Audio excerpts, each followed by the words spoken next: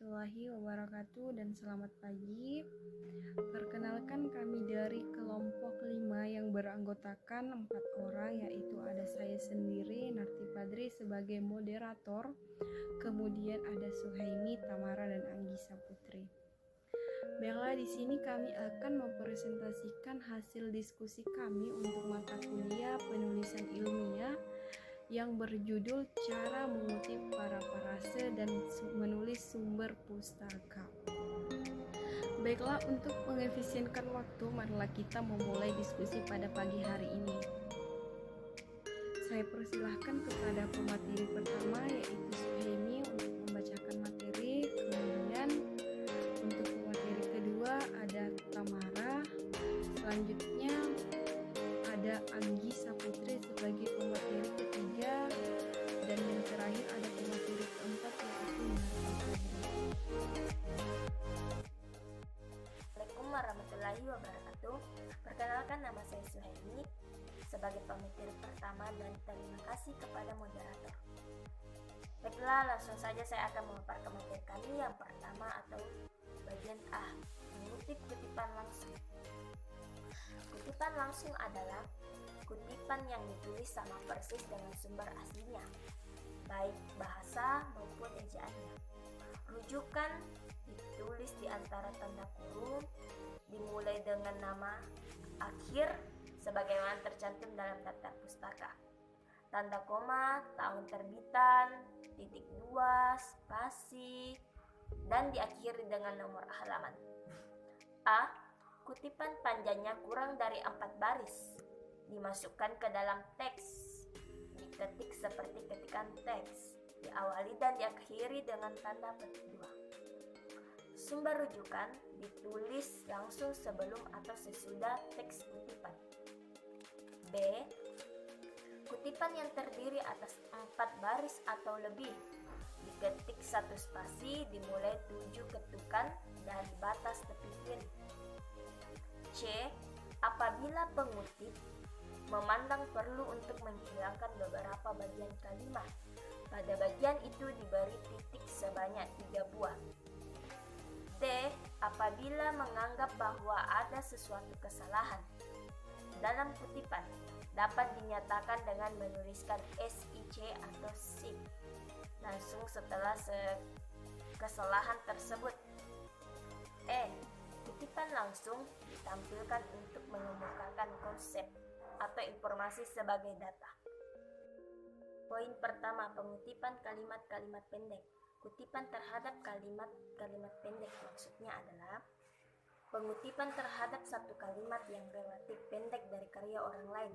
Dalam hal ini tidak ada aturan pasti tentang panjang kalimat yang dapat dikatakan pendek, tetapi mungkin dapat disepakati paling banyak 3 atau 4 baris. Adapun contoh pengutipan kalimat-kalimat pendek dapat kalian lihat di layar desktop kalian masing-masing. Poin kedua, pengutipan kalimat-kalimat panjang. Suatu karya ilmiah yang baik sebaiknya menghindari pengutipan kalimat yang panjangnya lebih dari 4 baris, kalimat asli karya ilmiah orang lain. Apabila terpaksa untuk dilakukan, maka cara pengutipan langsung terhadap kalimat yang panjang lebih dari 4 baris sebaiknya tidak diletakkan sama dengan teks dan tidak dalam tanda kutip, tetapi harus dibuat dalam spasi lebih rapat dibanding teks, dan harus diletakkan pada alinea baru yang seluruh isinya masuk di dalam dari margin kiri.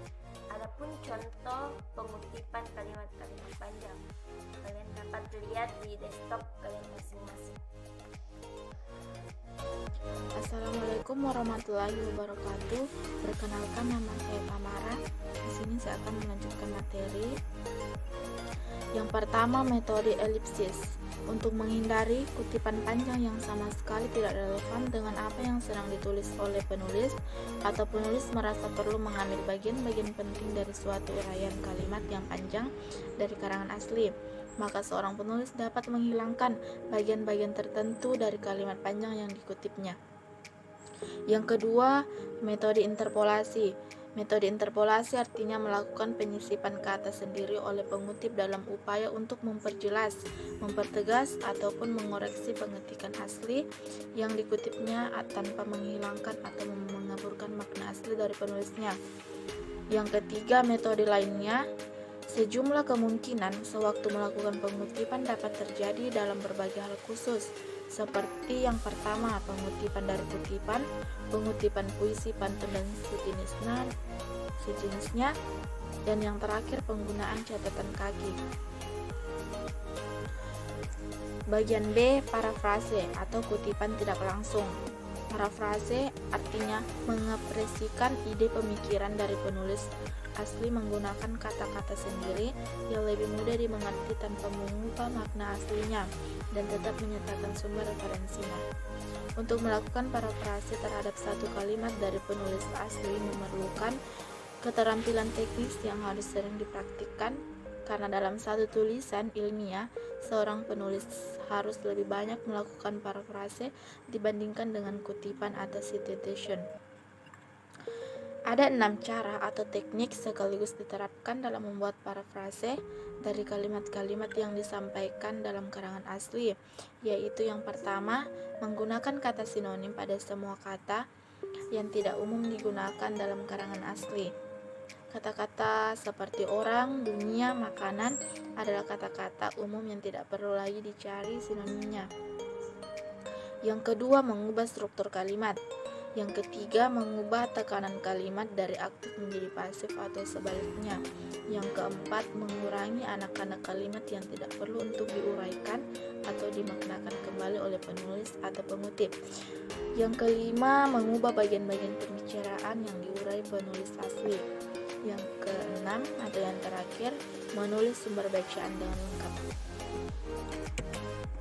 Adapun langkah-langkah yang dapat dilakukan dalam melakukan parafrase terhadap suatu bacaan, yaitu yang pertama, bacalah berkali-kali tulisan orang lain yang ingin kita parafrase sampai mendapatkan maknanya.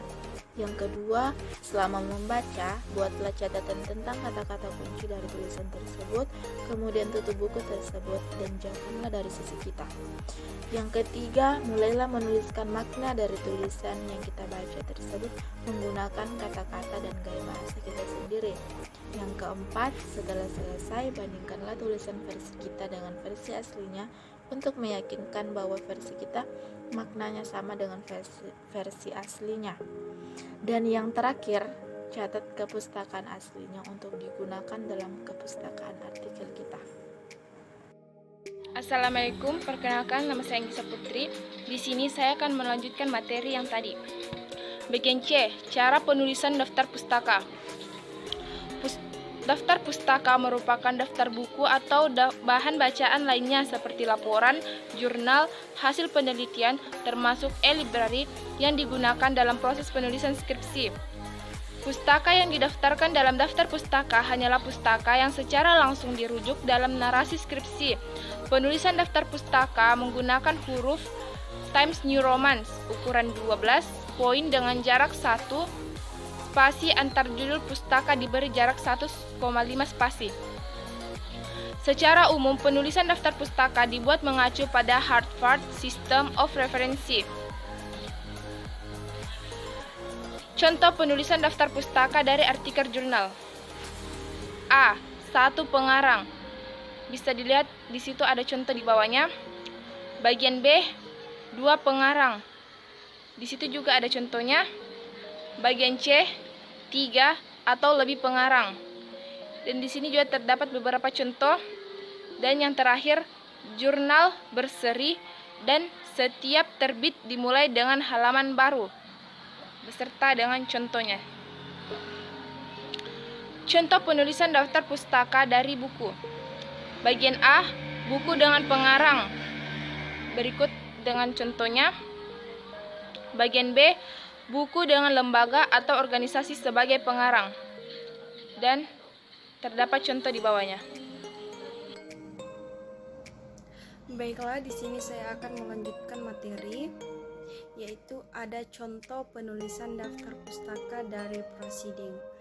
Perlu kita ketahui, penulisan daftar pustaka dari proceeding itu meliputi nama pengarang, tahun terbit, judul artikel dalam nama editor, judul publikasi atau nama pertemuan ilmiah atau keduanya, tempat pertemuan, tanggal pertemuan, tempat terbit, nama penerbit, dan halaman artikel. Nah, kita lihat ada di sini contoh penulisan daftar pustaka dari proceeding melalui artikel. Di sini ada nama pengarang, tahun terbit, nama penerbit, dan sebagainya. Kemudian ada contoh penulisan pustaka dari abstrak. Ini meliputi nama pengarang, tahun terbit, judul abstrak, nama dalam editor proceeding, kemudian judul publikasi atau nama konferensi, tempat waktu konferensi, tempat terbit, nama penerbit.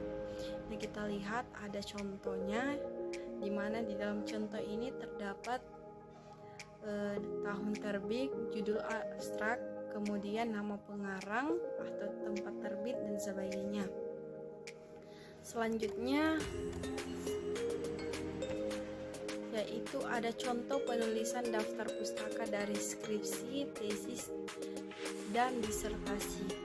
Di sini meliputi nama pengarang, tahun terbit, judul, jenis publikasi, tempat institusi, nama institusi, kemudian ada gelar dan jumlah halaman.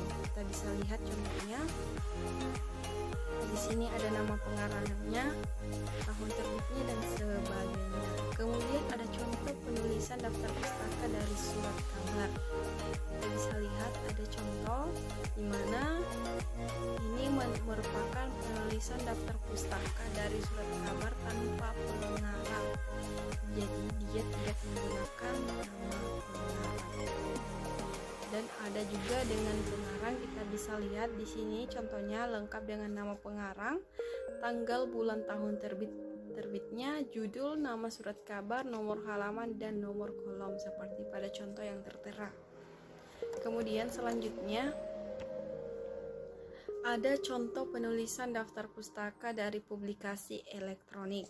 Nah, ini meliputi nama pengarang, tahun penerbitan, judul artikel, alamat website yang ada, identitas lembaga yang relevan, yaitu ada tanggal, bulan, dan tahun aksesnya. Kita bisa lihat pada contohnya, yaitu di bagian A ada artikel jurnal online. Di sini dia memiliki tahun aksesnya, yaitu diakses pada tanggal 10 September 2013. Kemudian ada nama pengarangnya, tahun penerbit, dan bagian D ada ebook online. Di sini juga dia ada tahun aksesnya, yaitu diakses pada tanggal 26 Februari 2014.